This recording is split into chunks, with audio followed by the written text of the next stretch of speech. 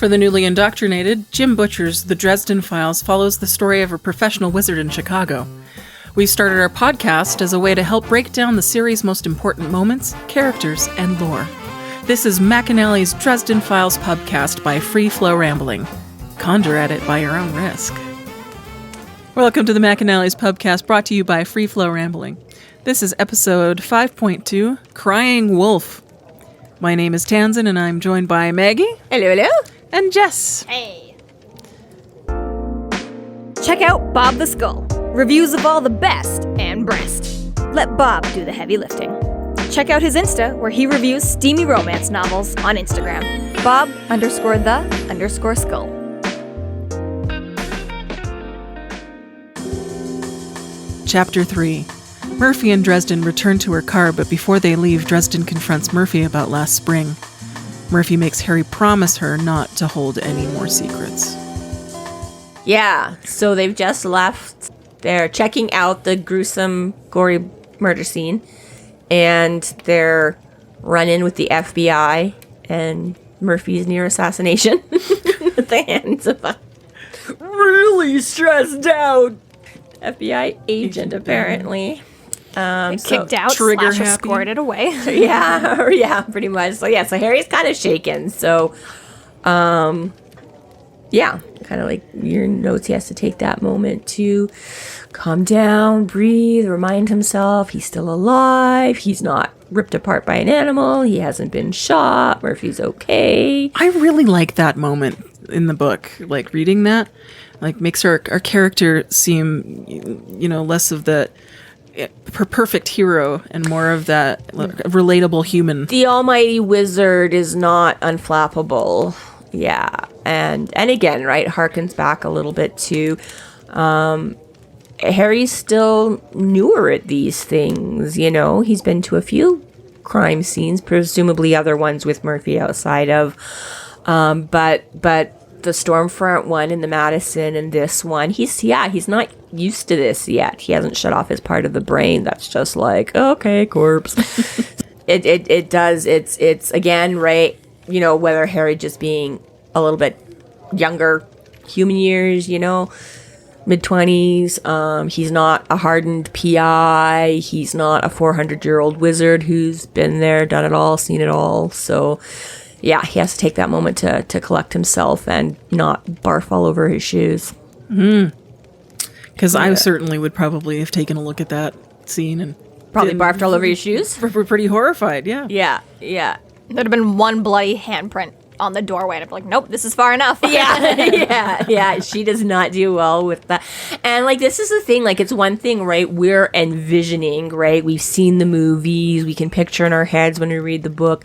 But when you're there, and Harry, points it out, that the smell, blood has a very distinct, overpowering smell. The fact that this body has been, eviscerated. There's a horrible stench involved with internal organs and bowels and things being ripped open and left everywhere. And whether we're talking, 20 minutes, an hour, a few hours, still fairly recent. It's fairly recent, but it's been there a little while, right? There's some smell and unpleasantness and stuff going on that adds a whole lot, right? How smell is such a huge reactionary response and trigger to things, right? So, well, not to mention even just the whole adrenaline rush itself, and acknowledging that of being nearly killed by that whole rogue agent. Yeah, basically, exactly. That whole altercation was fairly quick and out of the blue, and they didn't go in expecting any kind, they weren't confronting the bad guys and there might be danger. It's you're checking the aftermath of the scene, and these are fellow cops that have showed up. And exactly, right, you talk about going from 0 to 100. So so they're both taking it, and he can tell sort of next to him that Murphy's doing the same, right? Murphy doesn't like to expound on these things. She doesn't like to draw attention to these things, but he can tell that she's taking a moment, to reel herself in. And while the scene itself may not have been as jarring, Murphy maybe has some more experience, but definitely the tussle with Agent Ben, right? That was directly aimed at and directly involved Murphy. So she's definitely, I could say, that adrenaline rush and that what the fuck moment. Well, you learn that this whole thing takes place in October, so we have a sort of a time frame. So it's the last book was in spring, and so now we're in fall. As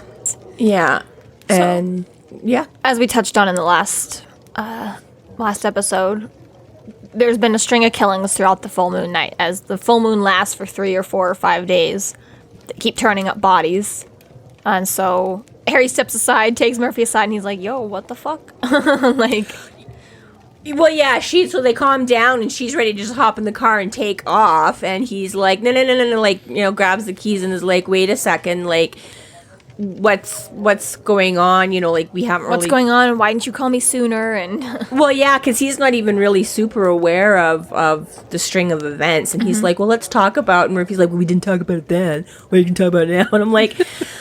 Yeah, okay, all right. And Harry kind of draws conclusions about why Murphy is pissed, and somewhat usual for our dear old Harry.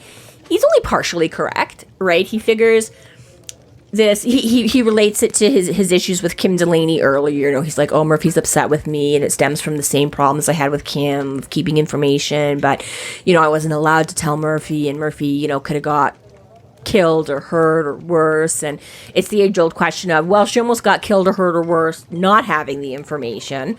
And yeah, finds out that that's not entirely what Murphy is upset about. Like, there's still some, and she gives him some flack for, like, his attitude, like, assuming it's all about him and their issues. And that's when he finds out there's been a little bit more going on to that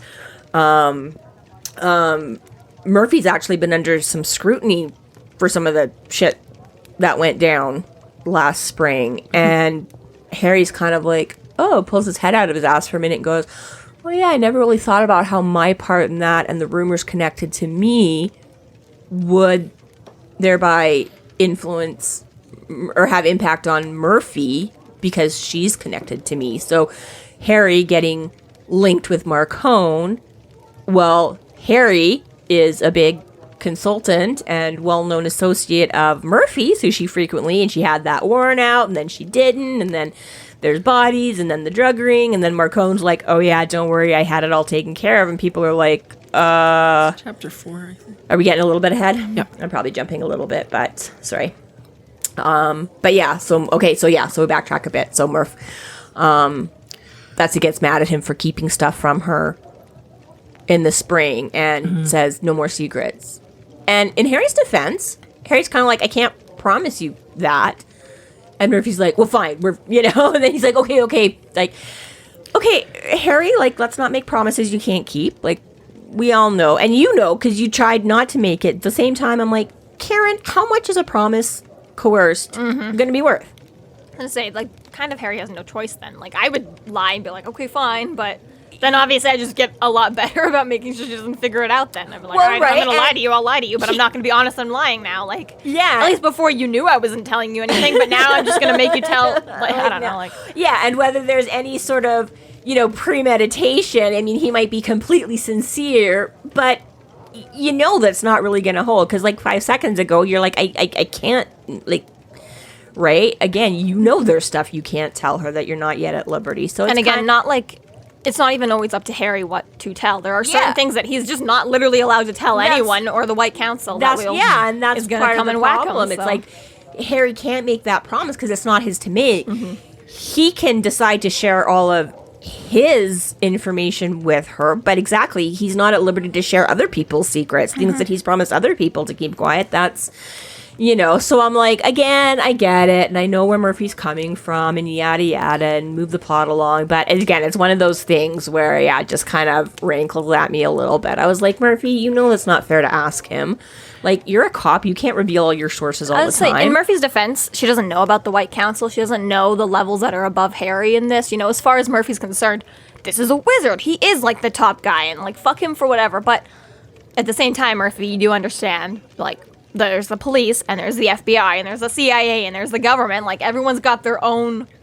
Even hierarchy. SI knows things that the rest of the normal beat cops don't. Like, you should understand that there's always a hierarchy, right? Like... Yeah, there's always... You haven't been given clearance to know this, Murphy. Tough luck. Like... Well, I think in some regards that she sees it mostly as him trying to protect her and not actually looking at sort of any sort of hierarchy, but rather than like, Don't treat me like a kid. yeah, you're not responsible for me, and that I am an adult, and in fact I'm an adult that handles a gun and has to take on the possibility that I'll be shot at any moment. Yeah, and willingly choose to throw not just that I might be, but if push comes to shove, I will throw myself in front of that bullet so that someone else doesn't have to take it. And I do get, right, that yes, that's part of it. She's like, don't do it to protect me, And again, maybe this is where Harry could be a little more forthcoming in saying, like, well, I have secrets that aren't mine. I can't tell you who I'm holding secrets for or why they're secrets, but, rather than just being like, well, I can't tell you and making it sound like it's all from, let her know that the buck doesn't stop with him. If you know where Nicholas's Flamel's Philosopher's Stone is, you're not allowed to just go around telling someone because they pinky promised you, Yeah, right. Like, it's exactly. So it's sort of, but, again, this is sort of early character development for both of them. Like, again. They're both pretty tough-headed. Heavy-headed, what is that? Pig-headed? Pig-headed. Yeah. Yeah. So yeah. So she kind of gets that, and then she's like, okay, fine, I'll kind of fill you in on and tell you what's going on. So I'm going to have to, because otherwise I'm out of a job and you're in jail. What?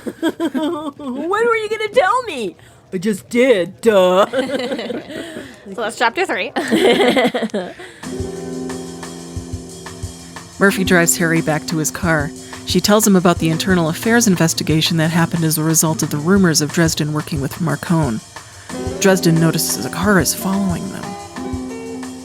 So Chapter 4. Chapter 4. So here's where Murphy, so they get going, they start driving, heading back into town, and this is where Murphy reveals that, it's not just all about Dresden and that he's like, you have to know now I wasn't the bad guy. And so we find out that she has called him for, hasn't been no contact for 6 months or anything like that. She has called him in on stuff, but the friendship, the camaraderie, the banter has been more limited. It's been much more sort of quiet, professional, and maybe not as much. And now Harry's finding out that dear old Spike here at the Varsity is just the latest in a rash of similar type episodes that have come up. So Murphy has been under investigation from IA. Not even just like some minor rumors floating around, but IA actually got involved and has specifically had her under to do with her connection to Harry and Harry's connection to Marcone. And Harry's like, ooh, whoops, I didn't even think about that. Sorry, Murph. And she's like, yeah, duh. That she was actually protecting him by not telling him. Yeah, because if she tried to contact him, that would have made Kettle Black. Kettle? Sounded so much like cattle. I was like, cattle? What? Sorry. Kettle. Kettle Black. Because that's exactly a page out of his book. I'm not going to tell you because I'm protecting you. And they're both you pretty could get pig-headed. worse, right? Well, this is it. And Murphy's like, she's like, you aren't stupid, Dresden. She's like, naive and nuts. I'm like, well, okay. So, fine. Yeah, he's mostly. He's like not stupid person, but I guess like stupid choices just like the rest of us, right? He... Yes, tries. Doesn't always see outside of his self. Yeah. And that's another, part of why he's like, oh, this is why you're not starting shit with Agent Ben. Is like, you're already in enough issues with internal affairs. You don't need one more ticket, It's like, sure, you were allowed to be out here. Sure, you weren't technically doing anything illegal, but there's no reason to have us IA asking any more questions than they already are. Yeah, like, why are you suddenly starting... Right, that's the thing, because...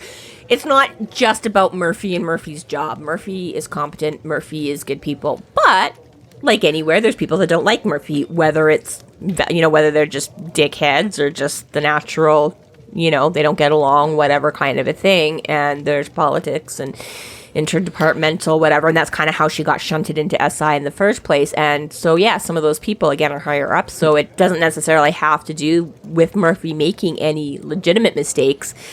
If there's any reason, that's basically what she said. She's like, they just need any reason. And they could just be done with me and find a reason to get me out. And so, so even though it seems a bit extreme to me, I'm like, I don't know, you've got like an FBI agent literally taking fucking pot shots at you. Like, this wasn't even, again, just like the little fisticuff scuffle. Like, she fucking pulled her weapon and fired.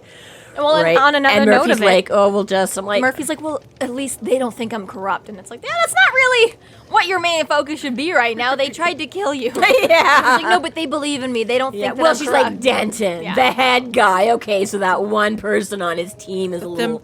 trying to cover up shooting, it makes them corrupt already. Just that, but like corrupt, but on Murphy's side. yeah, that's sort of that boys. Yeah, that's sort of a different side of. There's a lot of coins at play. There's here, a okay? lot of coins at play. Yeah, a lot of balls in the air here. So yeah. So while it still seems a bit of an extreme thing to let go, I'm like, all right, fine, exactly. Murphy just doesn't want to make any more waves over anything. Give it the opportunity to come back on her rather than coming back on Agent Ben.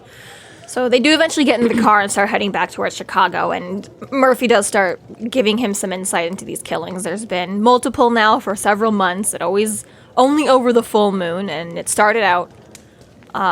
So yeah, before, during, and after the whole... so it kicks off with like a bunch of gangbangers getting ripped apart, and then the next night it's like a little old lady who's been torn to shreds, and then from there, you've got all random people torn apart, all outside, Some bums all in various stages of animal attacks. Yeah. However, forensics, says they're off, they're wrong, they're not real wolves. It's all wolf-like motifs, but not. It's not coming from the wolf but nothing animal. they can match up. Nothing they can match up, right? It's like Conclusively, teeth and claws. It all emulates, but is not.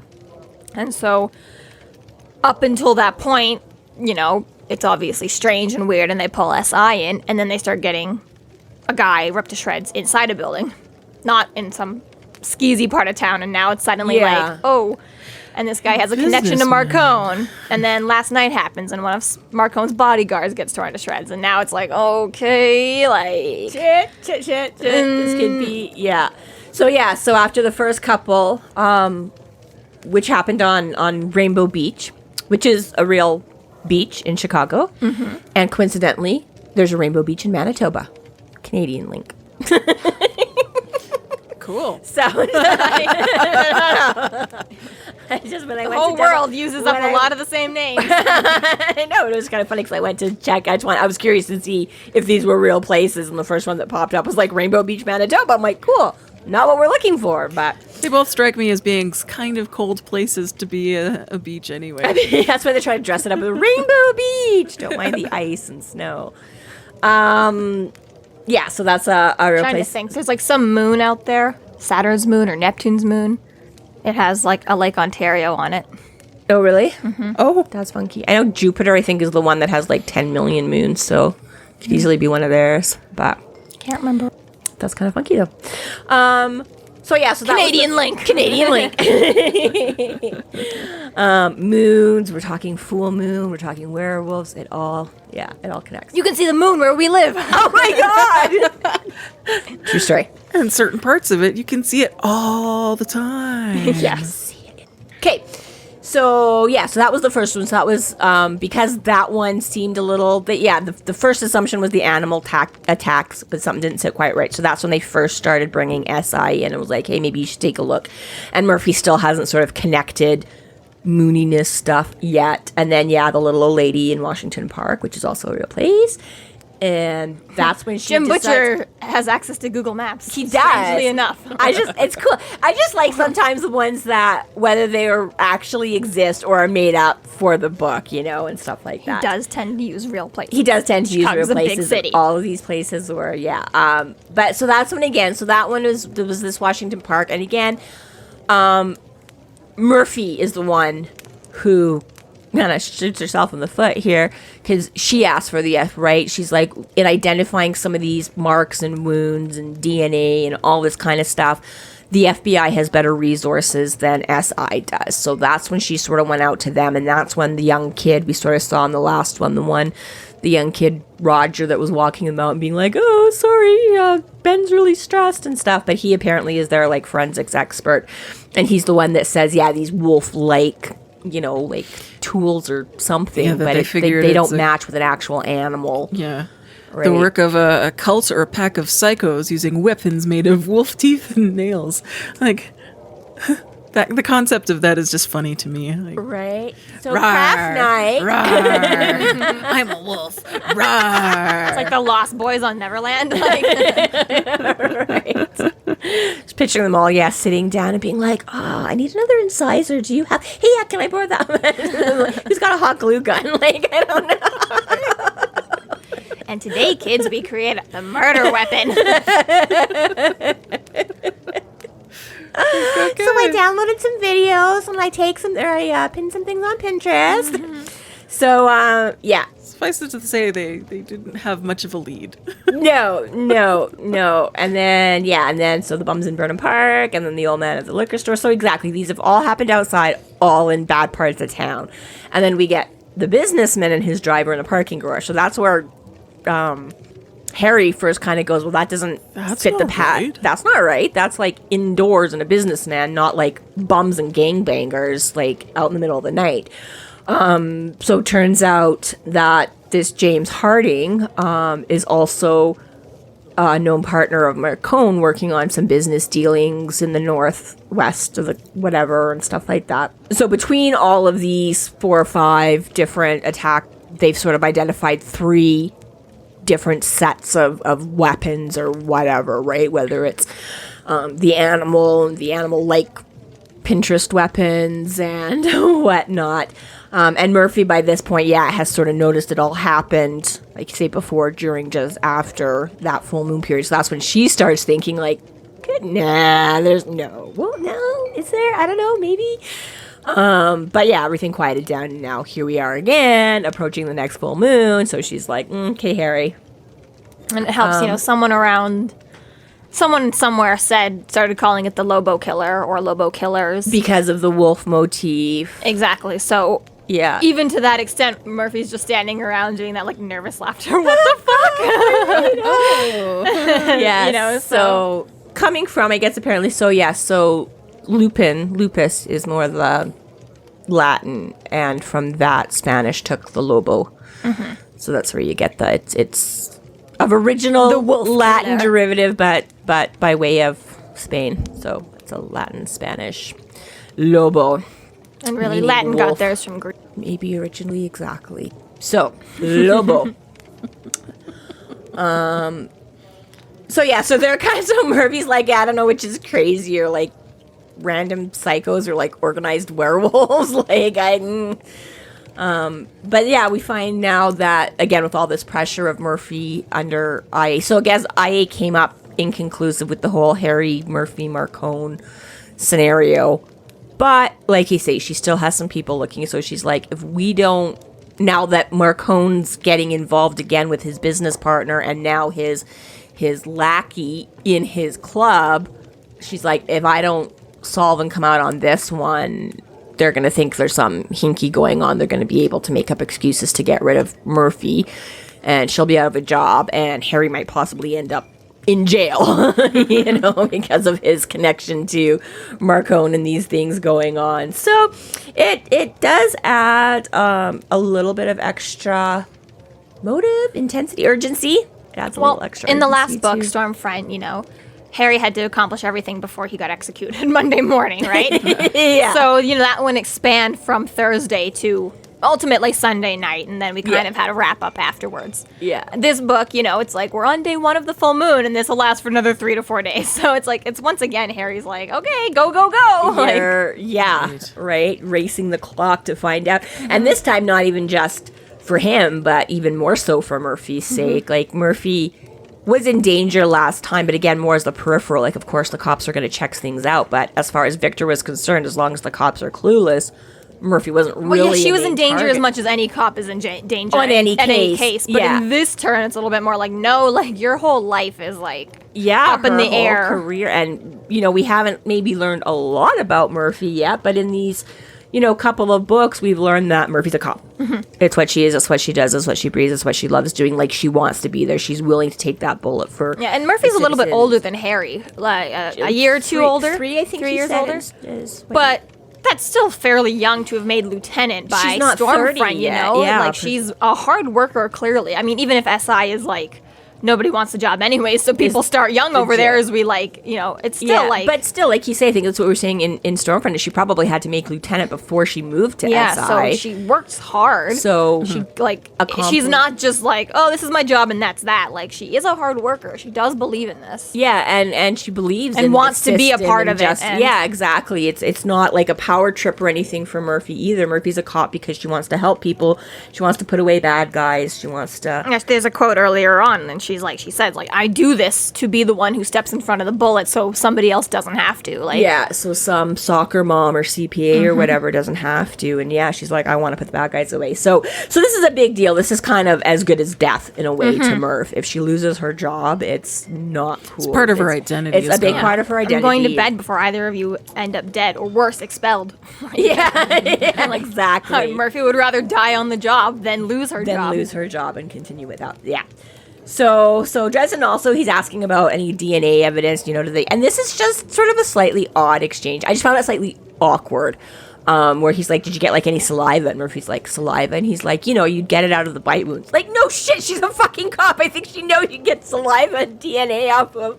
Like, I think she's more asking like why you were asking about the saliva, not like. Yeah, bitch, I get it. It was just, to me, it's just always a little bit, and I'm like, okay, I get for the reader's sake, and you sometimes have to, for those that aren't up on all their police procedurals or whatever, but it was just kind of funny. It's one of those things where I'm just like, anyways. But Murphy's like, nobody's, said anything about collecting, nobody said they swabbed for saliva or anything like that. And she's like, it's not really going to do us much good if we don't have anything to compare it to either, which I get, Murphy. But again, if you've taken it, then when you find someone to compare it to, you'll have it. But okay. But Harry's like, well, it might not do you any good. Bum, bum, bum. Well, I think he fesses up to having a piece of glass with the blood on it. Yeah, he says to me about having well, he says somebody left blood on the window. He didn't say that he stole any of the glass. He just said there was blood on the window. I happened to notice, and then I moved away like a concerned citizen. Yeah, and I like when they first step outside, like when they first leave it, and Harry's talking about taking his cool down moment or whatever. I think it's then where he talks like he sticks his hands in his pocket and he's like, "Careful to avoid the shard of glass in there." And I'm like, yeah, that totally. I probably would have sliced my finger open. I'm like not that long ago. To be fair though, men have like 6 miles worth of pocket. Well, that's true. They have more. Girls, you stick one finger in your pocket and you are touching every single thing that was in your pocket. Deeply punctured a finger on a freaking pine needle that had made its way into my hoodie pocket. Just I know. It was like not even just like poke, oh, there's something sharp. I like stabbed myself with it. So, yeah, I'm like, I would probably, even being vaguely aware that it was there, I would forget or something, and I would shove my hands in my pockets and probably, but yeah, so he's got this. So, Damn. And Murphy's also asking him, so she says they don't know anything about, DNA evidence. She's like, so what can you tell me about, like, am I crazy? And he's like, no, not necessarily. So what can you tell me about werewolves? And he's like, I didn't really do a lot of study on them. I haven't come across. He's like, I can more tell you things like and give me the night what they aren't. Yeah, and he's like, I'll have it to you by the morning. And again, this is he was out having dinner with Kim and then they drove out of town. So what are we pegging? When was dinner? 8, 9, 7? Well, I would put dinner even at 6 or 7, This could be probably 8 or 9 now. Okay. I mean, what is it, an hour outside of the city limits, I think he said? Yeah, something so like I'd put us like, 8, 9, 10 p.m., like it's not. Okay, it's not. So he says, he'll have it to her, and which I think is still pretty good. I mean, like I say, it's not 8 a.m. And she's like, why not sooner? I'm like, Murphy, give him a minute. Right? Like, this is again a little bit like especially like Murphy doesn't like, do you have answers for me? He's like, no, you gave me this case like half an hour ago. If you contacted me 3 months ago. Yeah. And I'm just like, Murph, do you want it fast? Or do you want it good? Especially because Murphy doesn't know about Bob. So it's like, we know Harry's going to go and be like, yo, Bob, what the fuck is up about werewolves? And then be done with it. But Murphy, for all you know, he's going to have to go read and at this point she knows that he can't be around computers either. So he's not going to go jump on Google. Yeah. You don't know that he has You could go jump on Google. You don't need Harry. Yeah. So it's like for all intents and purposes, all she knows is that he can either A, make a ton of calls and ask people, or B, read a bunch of books. Either one is not going to be like a half an hour job. So it's like late. And I mean, I guess you could stretch that a little bit the other way and play it. Because like he says, when Susan approaches him in the bar, in the first book, and he identifies her by her perfume, and she like stops, and he's like, people always assume, like, if nothing else comes to mind, they always assume that wizards know everything and is all. And I'm like, maybe Murphy thinks he's got some super duper magical robot, but at the same time, right? Not he's to like, hark on Susan, but he basically says like, sorry. I was gonna say not to hark on Susan, but I think Murphy's biggest thing is that she doesn't care that he's a magical wizard. She's always like, nah, like fuck off. Well, she doesn't buy into his gimmicks the same way that everyone not else the does. same way. She has not yet seen a lot of proof, right? She knows he gets results, but she's not really sure of the what and the why and what. Even Murphy herself is like, I don't think I'm hiring a charlatan, but I also don't really know what I am hiring. You know, exactly. She's not really like, oh yeah, this guy is like Merlin. You're not a total fraud, but I don't really know what you exactly. I don't know how. But yeah, he basically says, he's like, I can go home and do the research and get you a report. Which implies, and Murphy's like, wow, I have to wait until 8 o'clock the next morning. And I'm like she does say, okay, I'll probably be in my office. So I get, fine, maybe Murphy's pulling an all-nighter. But you know what I mean? I'm like, exactly, we're 8, 9, 10 o'clock at night. It's not unreasonable to think one or other of you might need to get some sleep. I get murder doesn't stop for your schedules. But yeah, it was just one of those things where she just seems like so snappy again. Like, Well, and she's under quite a tremendous amount of stress. yeah. So that's one reason for her to really push him to get things as soon as possible. I guess it's just, again, right? Because they're both at stake. It's not They just her. are, yeah. So. Yeah, but yeah, that was my thing. So her being like, okay. So Murphy they- takes him back to Max. Yeah, they've noticed. And thus far, Harry has noticed in the rear view that there has been a car. Yes. Every now and again, he's just noticed this just happens to be the same car. Is it the same car? I feel like I saw that car. Well, yeah, he notices the headlights that, yeah, every time they sort of change lanes, something is. So, in passing, briefly mentions, a car drives by. He doesn't look at him, but it kind of looks familiar to the same one he saw on the highway. And yeah, I was trying to think if he'd actually identified the car, because I was like, well, if it was behind him at night, he might not have. But again, might not be that. Okay. But point being is he has noticed something, presumably. And so when he does, get out of the car, when they pulled into the parking lot at Max, somebody followed them into the parking lot. And as he's saying goodbye and heading, it's kind of circles around and leaves again. And he's like, that's when he's like, I'm pretty sure this, like, I don't know, but it seems like we were being followed. And he does get a look at the driver at least. So kind of makes note of that, but she's not paying attention to him. She's not looking at her, she's not like she's staring at him as she drives by, and he's like, okay, boom. He sees a striking woman with shaggy, dark brown hair peppered with gray. Yeah. So he doesn't mention anything to Murphy. He just kind of notes it himself. yeah. Woman drives away. Harry goes to his car. Yeah, and has another little mini freak out. Are you going on about that or no? I am. Yeah, okay. It's like she had a look, so yes. I just love this moment because it's just funny. My gut told me that the woman in the car had been following me. But then again, my instincts had cried wolf before. Yeah. Bravo, Butcher. Bravo. Yes. Yes. Waka, Okay, waka, excited. waka. Yeah. Exactly. Yes, I made note of that too. But so Harry gets into his car. So decides to have another little mini freak out again. And like tries to like curl up on his car seat, which is no easy way. feat for him. So I will say this: I do have a friend that is like 6.5 feet tall, and when he was like junior high and his sister was like high school, she did have one of the like original 60s eras like Dresden Volkswagen Beetle. And apparently it is fairly accommodating, being a relatively small vehicle on the outside. I guess these German-built ones, it's a little roomier on the inside. And he did used to say he could drive that car fairly comfortably without, smacking into everything. So that being said, I can get behind the fact that Harry drives this. Pulling your knees up onto the seat and like hugging yours, like especially if he's like, I can't, well, of course I'm short and I tend to pull up close to the steering wheel. I was gonna say I can't do that, and I'm not quite 5.5 feet tall, but with his steering wheel in the way, I don't know how. But In his maybe I guess not maybe yet, he's but I got was in a his seat defense, all the way like, back. his car's shelled out all the time. It's always on the bare bones interior. Keeps getting burned and ruined and eaten and yeah. Not yet though. We haven't seen that yet. But anyways, yeah, he has some flashbacks to this whole wolf murdered organized packs, and all of a sudden he's like, oh, like fuck something, like that visceral primal fear of I might get eaten. And in Harry's defense, he wasn't having a great night to begin with. Like, he couldn't even eat his dinner because he was so racked with anxiety and guilt. That's and then true. Murphy just came in through a gross, horrible murder on top of it. And then on top of that was like, oh, by the way, I'm gonna be fired and you're gonna go to jail. Like, it has not been a calming Somebody night. thinks maybe you might be linked to her. Just a little stressful. Just a little bit. You might be inexplicably linked to a gang lord, which you knew, but it's gotten worse.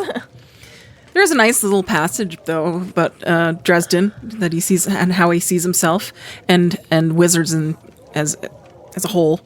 I'm a wizard. That means I have power, and power and responsibility go hand in hand. I have a responsibility to use power I've been given when there is a need for it. Just sort of reminded me of that sort of Spider-Man-esque sort of speech. With great power comes great responsibility. Yeah. Yes, yeah, it's popped up a few times, and It's a well-known fact that both Dresden and Butcher love Spider-Man. yeah. Butcher has written for Spider-Man. Yeah. Which I think we Dresden sings the Spider-Man theme in book trailers. Like, but yes, yeah, exactly. Him coming back to sort of his raison d'etre, and yeah, like how Murphy is a cop, and that's part of her identity, and she uses it to help people. That was much of why Harry is a public wizard, is because he's like, I have this power instead of just using it for my own, boring research or most helping wizards just hole up in a kind. tower and like read, and Harry's like, I can do more. Yeah, or like, And it shows the ripping level of his ethics, too. Yeah, exactly. Is he is, and not that there aren't. I mean, you will eventually meet other ethical, moral wizards, but they're still sort of happy to keep on their side of the curtain and not openly interact as such. And Dresden's like, fuck no, I can do stuff. I can help people. We'll see it as it goes on too, but there was a little bit. I mean, Harry was always ostracized from the curtain to begin with. Like he wasn't. I mean, yeah, it's not 100% that wizards have wizard children. It's not like the Harry Potter universe where it's like, like the Muggles live with Muggles and the wizards live with wizards, and there's occasional bleeding, but typically speaking, the two worlds don't interact. In the Dresden world, the wizard can skip over a few generations. It's still somewhat bloodline, but it's not. It's still maybe more likely, but it's not still an not absolute. as, yeah, right. and So, but on the other hand, most of these wizards still tend to grow up in magical circles. Anyways, they, fall magical in or non-magical. magical. Oh. They tend to find each other. Oh, okay. Early on, through one means or another, and they live a couple hundred years with each other and fall into their thing, whereas Harry has that. But there is, I think, again, in contrast to the Potter world, where you do have a lot of wizarding families that are just, people like the Malfoys and the Weasleys that virtually don't venture into the Muggle world at all. The Dresden verse I find is a little bit different, because while you have some that stay largely removed, there isn't sort of separate populations like that. There's separate, what's the word I'm looking for, like ranks, communities, well, I don't know, but basically they're all living in the social circles, but they're all living in the mortal world. There is no like Hogsmeade anywhere, and they don't sort of step out of time and place that way to have so much. It's so, while they may congregate, like you say, and group together into those social circles and stuff like that, they're all sort of growing up in the same mortal world that we all experience in the day-to-day lives. It's just how much they want to interact or not. But so it's to a point though that Harry is not as, he didn't grow up in this clubhouse being like, like he's kind of always had the mortal, and again we'll touch on it as we go on. Yeah, but Harry had such a rough start. Not to say that any of the other wizards we eventually meet had, super happy-dappy childhoods themselves, but at least for Harry's case, he grew up pretty rough and tumble, and he was in the orphanage, and we've had implications that he had a pretty bad childhood once he got adopted, and that some shit has gone down, and that he's been more or less alone for most of his adult life, and he's just like... And it probably fits a little bit just, again, with natural history, I mean, the progressions we've made in the last century and stuff like that, like everybody talks about how exponential growth in technology and that, the Industrial Revolution and all of a sudden, right? For centuries before that, progress and evolution of things was very slow, your mud hut to your brick house to your, those kinds of whatever castles and such, were centuries before all of a sudden jumped into like modern, right? So, there's probably a little bit of that too, right? Where when you're not taking like 6 weeks to travel to one location, Yeah, or whatever. But just, again, this whole modern notion, Harry is present day, with emotions and feelings. And he's a modern wizard, a modern man, metrosexual, the whole, not the Harry is, but you know what I mean? Like, he's more at a time and place where people are like, stand up, make it, like, stand up for yourself, you don't have to stand up for yourself, push boundaries, defy authority, all that kind of stuff. I think probably maybe has a little bit more bearing, on where Harry's coming from too, as opposed to where a lot of those other older, stodgier wizards might have, had in their day. Not just a modern wizard, but a modern American wizard. Modern American wizard, but we're all getting kind of sidetracked on that again. We'll have to have like side conversations just on like Harry and like his development and but I do, one side notice, he's talking again about how this is like Chicago autumn, and I'm like, dude, we're talking like mid to late October. I'm like, that's fucking winter where we come from. Like, autumn, if you're lucky, is like September. And then we've usually got snow in some form or another, whether it stays or not, depending what part of Canada you're in. But I just love how I'm like... Could be 3 months of summer and then suddenly it's winter again. Yeah, he said something about like the start of autumn. I was like, no, this is like the start of winter for us. You might still get some fall weather, but it's that definite like overlap between like winter and fall already at this stage. But I'm like, gotta love America for that. But yeah, he decides anyway. So once he kind of calms himself down again, he's like, all right, I can do stuff. And this is, I sort of get it, I sort of don't. So again, maybe with their conversations being all in the other stuff and like getting caught up on the murders to date and all the turmoil that is surrounding Murphy and her job and her and Dresden's personal relationship and stuff like that, he's like, well, I have this sample and I have to use it this blood sample that I stole from the crime scene that I have to use before I dry it out. Yeah. So I'm like, okay, so you wrap this thing in a hanky, and we're guessing an hour to an hour and a half from the time they go, because you said, like you say, we were thinking it's like an hour out of town. Mm-hmm. So by the time you picked it up, dealt with the FBA, chatted in the car with Murphy, drove back to town, chatted a little bit more, had your meltdown going. But a blood-soaked hanky will still stay damp for a minute. I guess. It just seems to me, I'm like, you're right. I'm like, it's got to be drying out pretty fast, because exactly, it's all going to be absorbing That's into part of his point. your handkerchief. Like, even if you stuck it in like a baggie or something. But yeah, but he's just finished promising Karen no more secrets. And now he's sitting here like, well, I could follow this, or I could let Murph know, or I could. I'm like, you really didn't think to be like, well, hey, I have this. I could follow it right now. If he was going to do it, he would have done it while she was driving. Mm-hmm. Right? And so he could have done it like he could have done with the magic while they were in the car. He was sitting in the passenger seat. He wasn't driving. Murphy was driving. Just has to be in the loop. He very much made it clear that he didn't want to keep her in on this. I mean, he made that choice quite I guess. I was like, I don't know, it wasn't super duper. I mean, he sort of makes the choice here, but we don't sort of see the thought process before, right? He only comes back to it. So it's like, did you really just sort of forget about it, have too much else going on with the conversation, or this whole time? And she's down the block, man. You can call her back. I guess he doesn't have a phone or whatever. Yeah. But anyways, but yes. But again, whatever the reasoning, whether it's sort of intentional or not, now he's thinking about this. Now he's deciding if he should pursue it, and he does make the conscious. Part of my thing is that I feel like it was in the back of his mind, anyways, because again, we know that all he has to do is be like, "Hey, Bob, what is up with the werewolves?" And he's done. Murphy doesn't know that he has a Google search engine, but we know he does.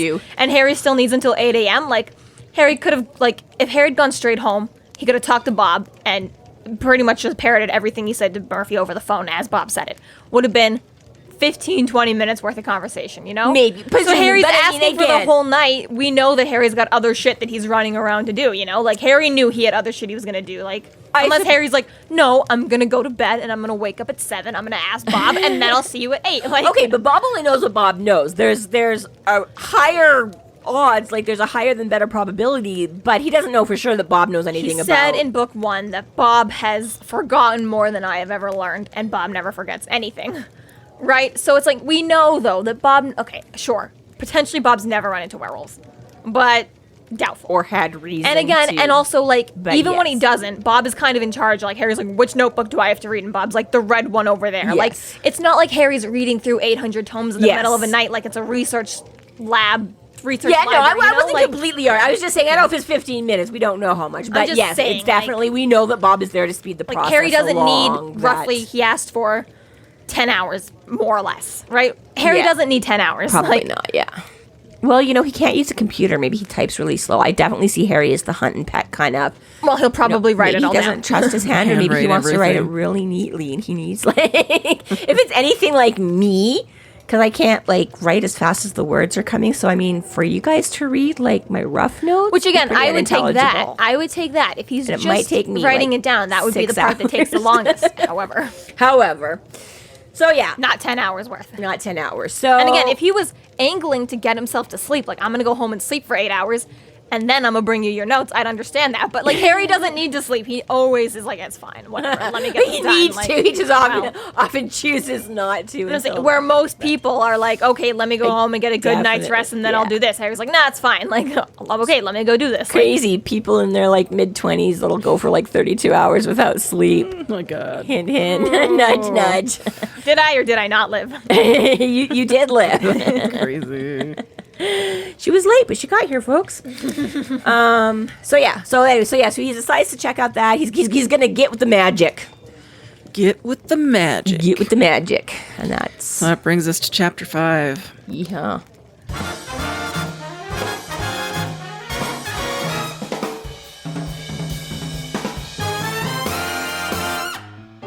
Thank you to our Patreon subscribers for your generous support. It's people like you who help us do what we do. If you're not yet a Patreon subscriber, sign up today and get a fuck ton of bonus content, kick-ass merch, behind-the-scenes outtakes, and more. Sign up today at patreon.com/freeflowrambling.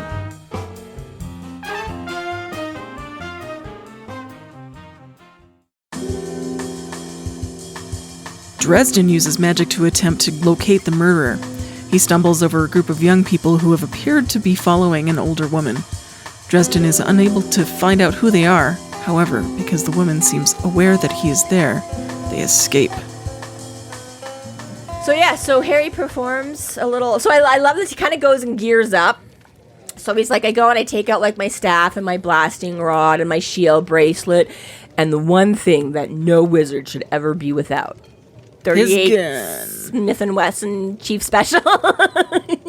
Again, I love this about her. We said this last time when he went for the gun too. But we're like, fuck this. You don't need just flashbang spells. Don't give me a magic wand and my fucking gun. And a big fucking gun at that.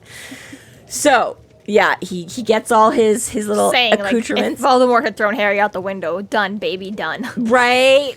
So many. If Voldemort had pulled a 38 Chief Special on Harry, there wouldn't have been much left to find, I'm sure. Ugh. Okay, I don't like that. That's not... You can kill grown-ups. You can't kill babies. Okay, so... Tell that to Voldemort. No. Why can't? That's fine, because Voldemort failed. That's why. That one's okay, because it didn't work.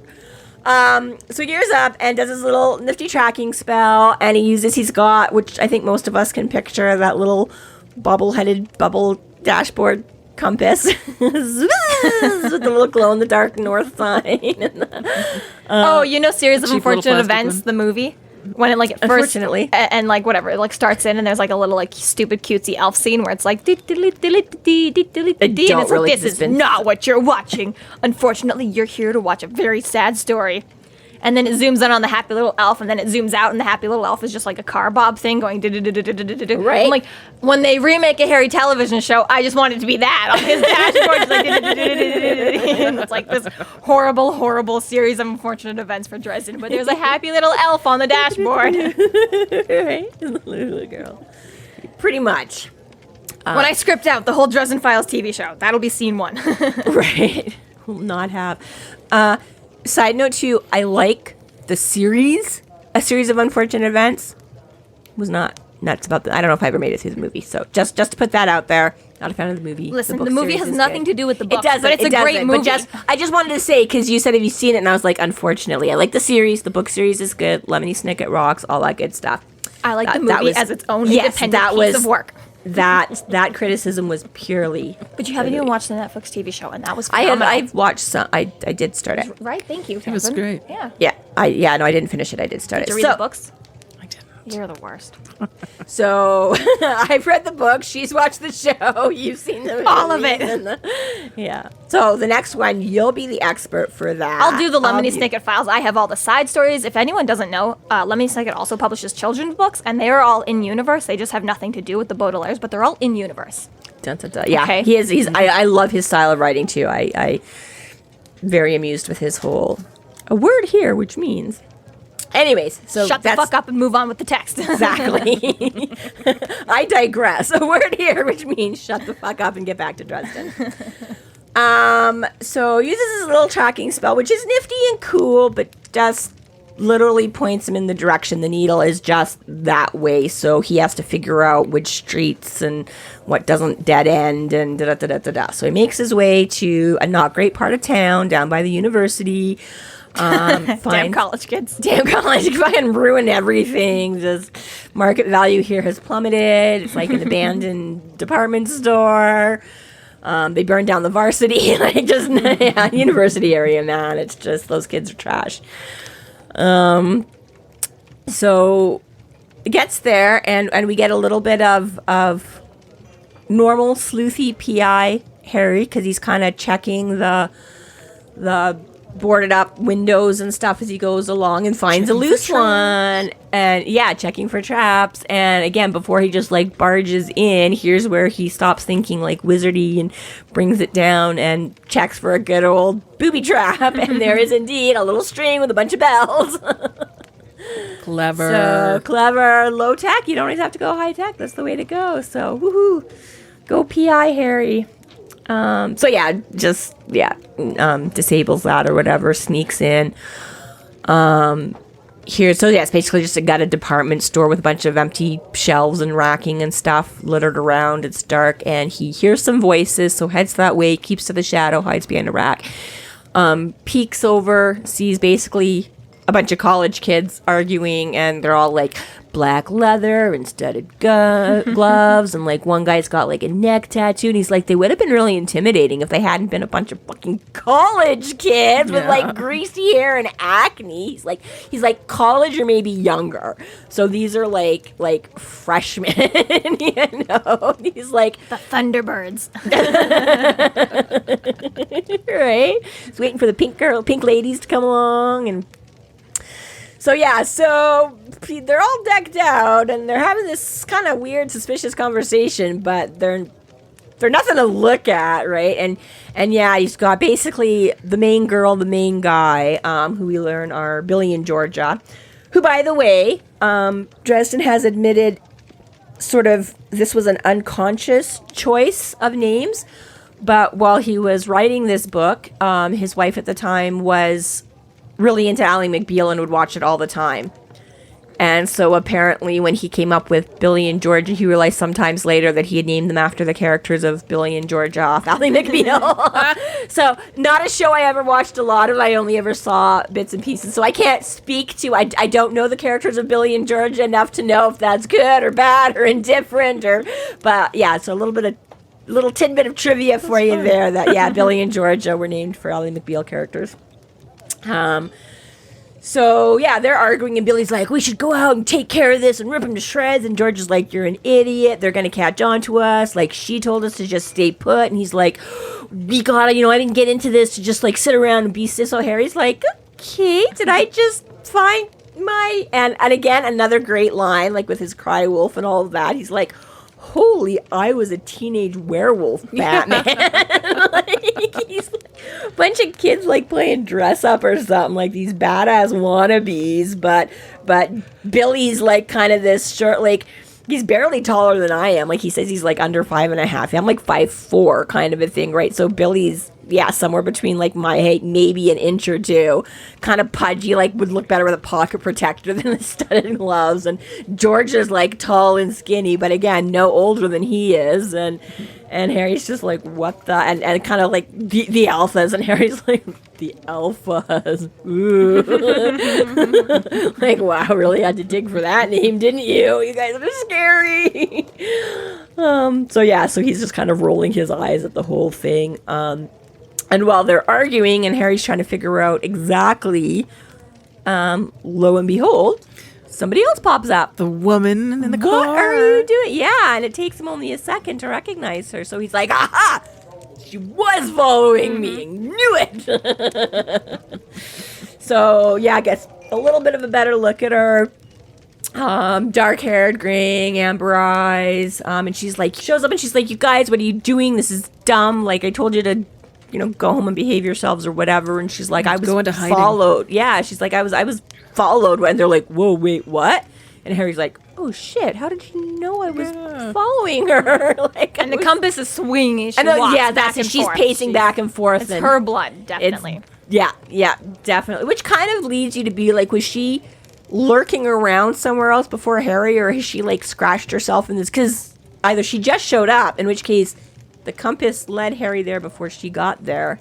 Which is one Or thing I was wondering she was too. on is the that premises somewhere, was like she there? was around earlier and she just must didn't. have been. She, Or for whatever she's reason, been hanging out she's in there the and back room has for a other minute. blood, hair, DNA, enough presence there, but whatever. Anyways, potentially minor detail. So she's like, I was followed, we need to. And Harry's like, oh, fucking kind of like peeks up from behind his shelf. She's staring right at him. Right? So he's still back in the shadows. So he doesn't know that she can see him. But yeah, she's dead looking like out of this whole entire empty building right where he is. And he freezes because he's like, I don't want to risk, like, if I try and duck back down to hide, the motion might be enough. And again, Harry knows nothing about werewolves other than these are probably them. Yeah, exactly. Right now, he knows very little. So, so he's like, oh crap. So she's like, everybody hold hands. And I just, this little kindergarten, like, again, emphasizes the moment of these, like, which I get, because she's about to turn the lights up, and she's like, everyone hold hands.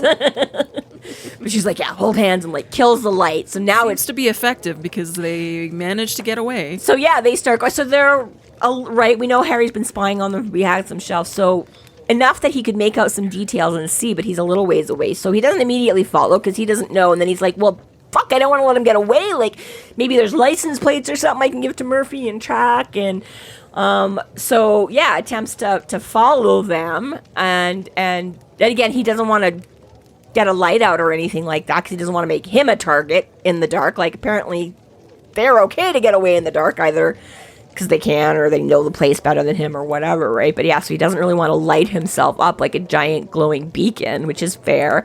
So he kind of stumbles and tries to, and as he gets to that back room or whatever, something large and furry barrels into him.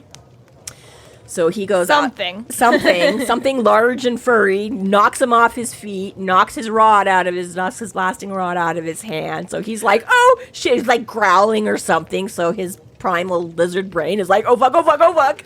Yeah, the one thing that I liked really before that happens though is that poor guy just can't help but hurt himself on everything. Runs into a wall. I miscalculated the length of my stride and bounced into the wall at the end of the aisle. And hissed in pain.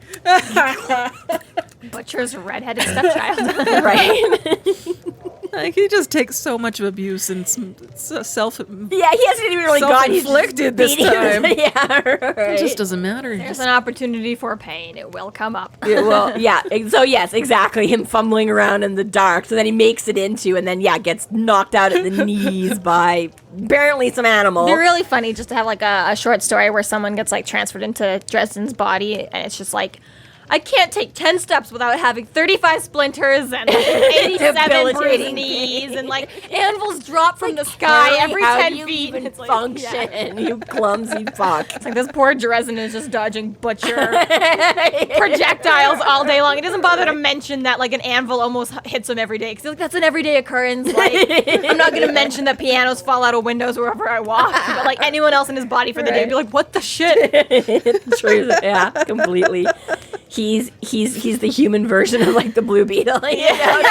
Harry was a car. He's got so many scars. You don't know how deteriorated the inside of me is. Right? It's just done.